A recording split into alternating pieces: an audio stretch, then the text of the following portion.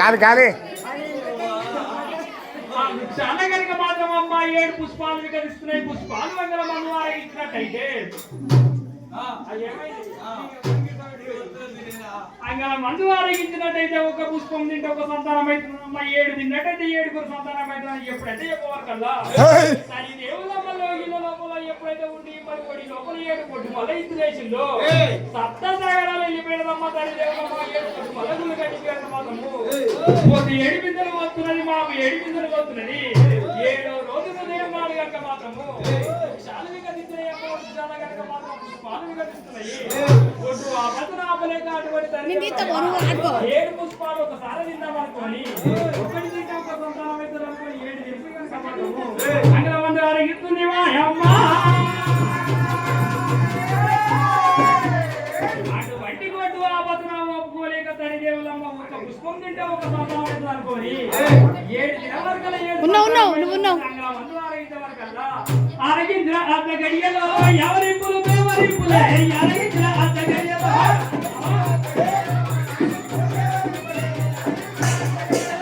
అరగించిన అర్ధ గడియలో ఎవరింపులు మేవరింపులే అరగించిన అర్ధ గడియలో